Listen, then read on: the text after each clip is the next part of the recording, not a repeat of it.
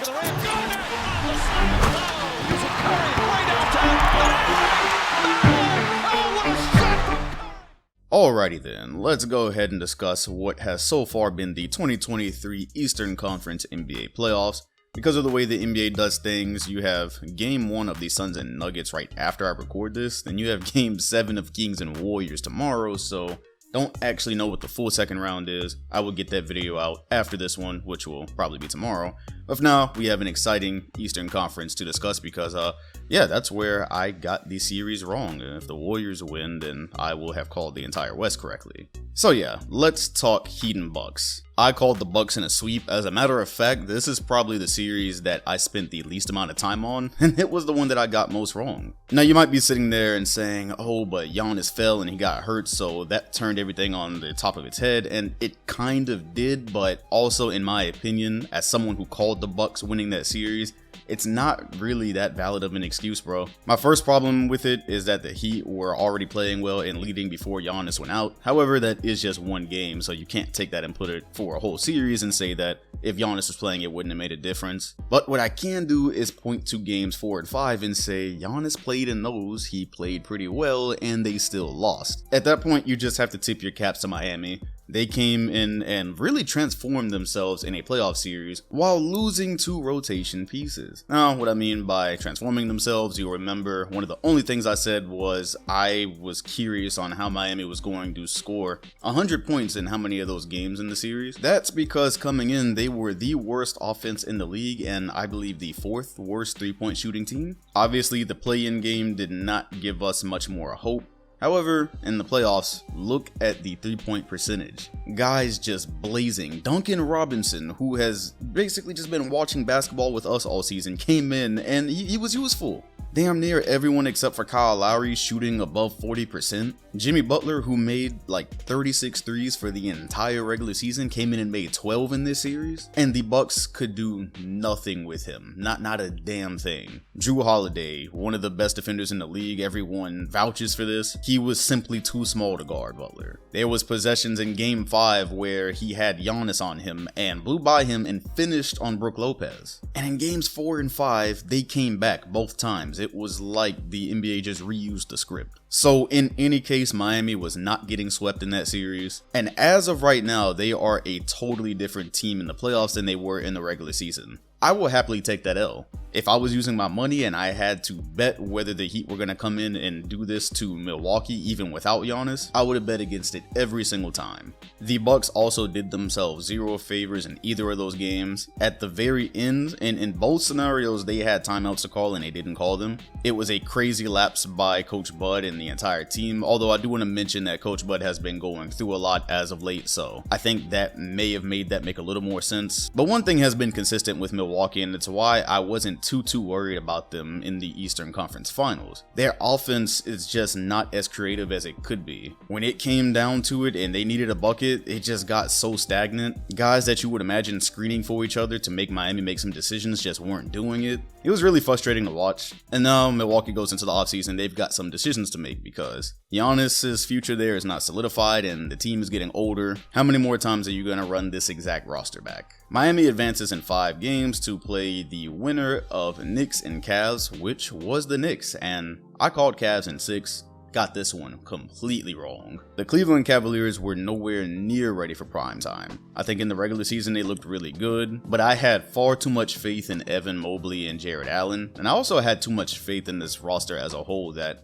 ironically was missing a Josh Hart type wing. I think the thing that immediately flipped this series for me was the Cleveland Cavaliers coming in and not being able to use Isaac Okoro basically at all. Game 1 began and New York said, alright, play 4 on 5. Have fun. We're going to leave Okoro completely open. That is pretty much your best perimeter defender. If you want to use him on Jalen Brunson this series, you're going to have to figure out how to use him on offense. And Cleveland didn't. They ended up taking him basically out of the rotation. He only averaged 14 minutes a game for the series. And they were stuck trying to figure things out, hoping that Cedi Osman and Caris LeVert could provide enough of what they needed to overcome that loss. A team that is looking at Cedi Osman and Caris LeVert in 2023 as their saviors for the supporting cast just is not ready for prime time. I wondered aloud, would the Knicks be able to solve the Donovan Mitchell problem? They pretty much did. He did not have a great series. Also, after game game 1, that's another thing I was immediately worried about, was to keep that game close. They essentially went to the let Donovan Mitchell cook offense. The way the Knicks were playing defense, I did not know if that was going to last them a whole series. It did not.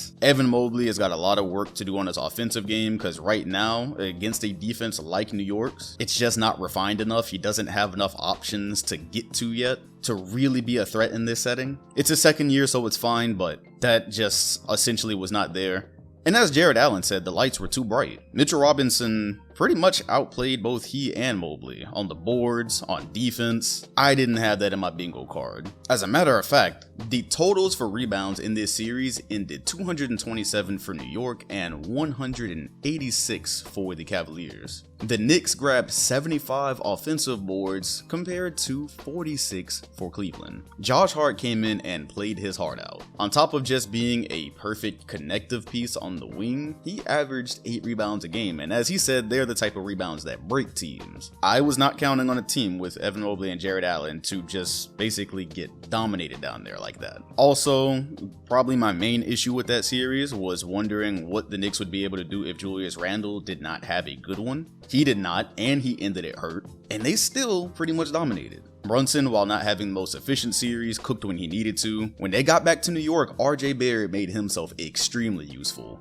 I don't even think Knicks fans were counting on that. You had enough three-point shooting from Obi Toppin, and really just enough lineups to make Cleveland's life miserable. So yeah, in short, New York basically capitalized on everything they needed to win this series. Meanwhile, Cleveland fell short on basically everything they needed. I believe it should be investigated how the New York Knicks acquired Josh Hart for free, and it's just never not going to be funny to me that that's the exact type of piece that the Cleveland Cavaliers needed to really kind of push them into the next tier, because they're a good tier below contending. However, the core is there, so if they can go this offseason and somehow, some way find like 1 or 2 guys on the wing that can provide them useful minutes, I think they can make that leap, but oh boy, they were not there at all. And they probably caught a pretty bad matchup with New York, because they knew exactly what to do on defense. And so, when you join the winners for the series, you get the second round that I don't think anybody was counting on. Shout out to you if you were, but we've got New York and Miami. Okay, so where do we go with this one? Once again, Julius Randle's health is a question. This is a series where it might end up mattering some more. I think in terms of being able to cause some matchup problems for the Heat, who essentially will have Bam Adebayo and then bring in Haywood Highsmith to try to slow things down. If Randle can get to his best points, that makes life tough for Miami. That would also be on top of the fact that, once again, the Heat, they just really stuck it to the Bucks. But they are missing a scorer in Tyler Hero, and a guy in Oladipo I think could provide some lineup versatility as the playoff run goes deeper, especially that you're down PJ Tucker from last season. He's a guy that can maybe clean some of that up for you, give you some more options on a Jalen Brunson, and they do not have that now. Of course, if you're asking questions about the New York Knicks, you immediately say, okay, so you just saw the Jimmy Butler problem, he's doing it again, playoff Jimmy, Michael Jordan's son, it is happening, it's in full effect. What are we gonna do? Because it's not like the Bucks were just a bad defensive team. They had 3 guys that were at some point in time throughout the season being discussed as the league's best defender, or the league's most impactful defender. Call it what you want. They were like that. They had juggernauts. Jimmy Butler did not care. This is where the premium 3-point shooting that they received in the first round is going to be especially needed. Because once again, what New York just did with Cleveland, they were not afraid to leave the non-shooter in the corner.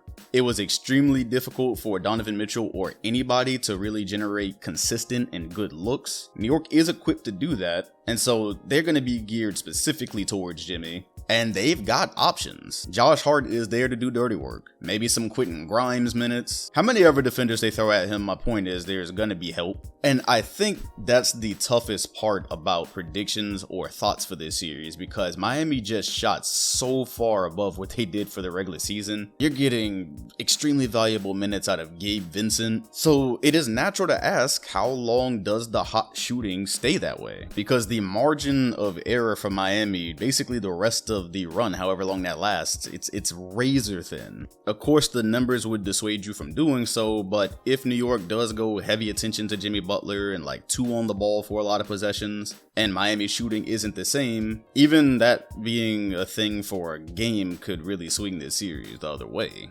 Miami, on the other hand, for the personnel that they've had this season, I will say I am impressed by their defensive effort in the first round. And I am excited to see the looks that they show Jalen Brunson. Obviously, it all starts there. If he gets off, you have a significantly harder time dealing with everyone else, especially if Julius Randle does have it together. But once again, first round, I think the ankle did affect him. And being that he injured it at the end, I expect it to continue to affect him. And then, very important, who is going to win the Bam and Mitchell Robinson matchup? Mitchell won that matchup with both bigs down low in the last series. Bam's offensive game is not that impressive, so if Robinson is able to shut the water off even further there, while also cleaning up on the glass, that's another potential advantage for New York. So look, bottom line, this is a really tough series that nobody expected to have to be game planning for. If Miami continues the hot shooting and Jimmy Butler does not cool off, they will win this series. That is just entirely too much to deal with. It's not that far off from the team that nearly went to the finals last year. However, if they come back down to earth, New York is able to make those looks for Jimmy as tough as possible because of that. And you have both Brunson and Randle going. With Mitchell Robinson defensively winning his matchup against Bam, it would go to New York. I don't have a damn clue which is going to happen, so in a toss-up, I'm gonna have to trust Jimmy Butler. The things that I saw from him in that Milwaukee series, they need to be studied, and that was against the first seed. He's already seen some of the toughest defenders that he is going to see. This series, you just kinda have to watch and figure out which team gets to their points first, but since it is that way, it's really hard for me to bet against Jimmy. However, I think it's going to be wildly competitive. That is why, if I'm trusting Jimmy, I would call it Miami in 7. Because some games I expected to be one way for Miami, some games I expected to be the other for New York. Since this is what we've got in the second round, I hope that it goes the distance. Low-key recording this video, I completely forgot there were 2 other series, and they didn't really matter a whole lot. Of course, the Boston one almost got kind of ugly. I did a vlog on that yesterday if you hadn't seen it. I guess it will start there.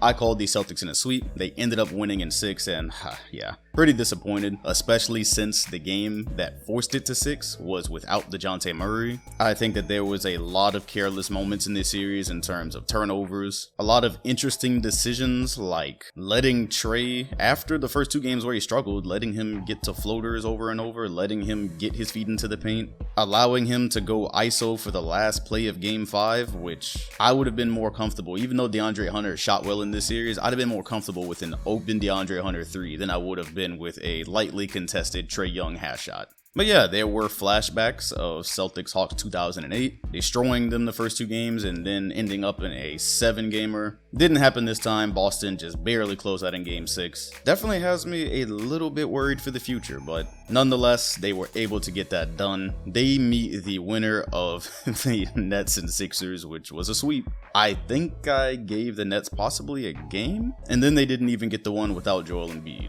End of the day, the Nets just weren't ready yet. Young team just made that trade. Not enough firepower on that roster to sustain anything. I believe one of the games Cam Johnson had an amazing first half. The Nets were hitting all their best points and still ended up losing. So yeah, it was just one of those series. You have a contending hopeful team versus a young team that was just kind of there, and it was quick and easy. Now, the interesting part from that series, for a Sixers team that hopes to contend, there is a James Harden discussion to be had. It dates back to last year where we were always asking, once Harden had the offseason to get healthy, what would he return as? And through the first round, it wasn't bad. 17 points, 6 rebounds, 9 assists, 42% from 3, but 34% from the field, which is just not the Harden that we were once used to, and I don't think that Harden is coming back. He's still a wonderful playmaker. Of course, you have Tyrese Maxey that can step up. Tobias Harris had a pretty nice series. However, when I'm looking at a series against the Nets, they were equipped, as I said, to make some of the looks interesting for Philly. I will still say that I didn't see what I wanted to see from James Harden in hopes of a long playoff run. That is now even more important because it appears the Sixers will be playing maybe the first game, maybe the first 2 games of the Celtics series without Joel Embiid. If memory serves me correctly, it feels like the same thing happened last year when it was time to play the Miami Heat. Embiid was hurt. This time it's a knee. So even if he does come back at some point in the series, it doesn't strike confidence for Philly.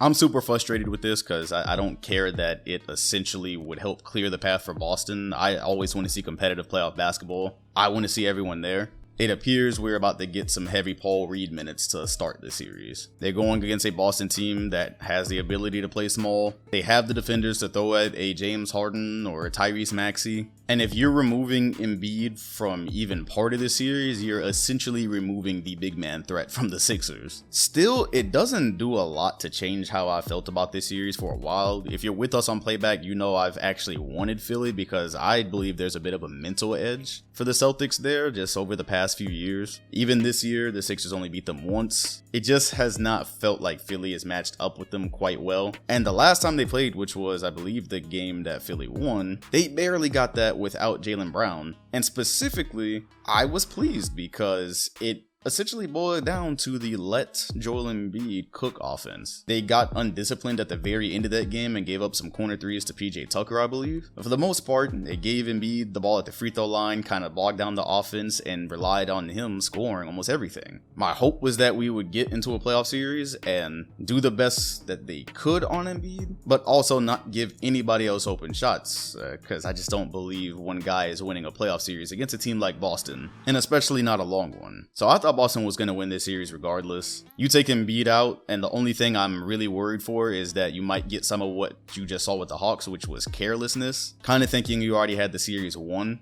And so there's a world where for some reason, somehow they could give up a game without Embiid, then he comes back and you end up in something longer than you need to. However, coming in focused, using the size advantage that you're going to have, and being disciplined on the 3-point line, I just don't know that James Harden has what he used to have in him for a series. He didn't really have that against the Miami Heat for the time Embiid was out. I don't think against Boston it's going to be much different. And it's not even just the fact that they're missing Embiid, it's once again the lack of any type of real threat as a replacement. In terms of low post focus anyways. So Boston is going to be completely geared towards essentially shedding the water off for a Harden and Maxey, and that should pretty much do it for the first couple of games. I'd still hope and believe that Embiid will be back at some point in the series, which should provide them with some momentum, so I'm gonna go Celtics in 6 here. But yeah, just don't drop any games to them without Embiid and you shouldn't have a huge issue. You do that, it's a different series. Well, that is what I have to say about the Eastern Conference. Once again, we're going to be watching these games on Playback, so I believe right after this video drops, we'll be watching the Miami Heat and Knicks and then Game 7 with Sacramento and the Warriors. Either way, come join the fun. The link is in the comment section and description. Also, check out the vlog for the Hawks game I did, if you missed it. I had to go take care of business. If you enjoyed this video, hit the like button. Also, be sure to subscribe as we are still on the road to 400K. And hit the bell next to my name if you want notifications every time a new video drops. Nothing stupid happens. There should be a Western Conference video out tomorrow. I appreciate you all watching, and I will see you then.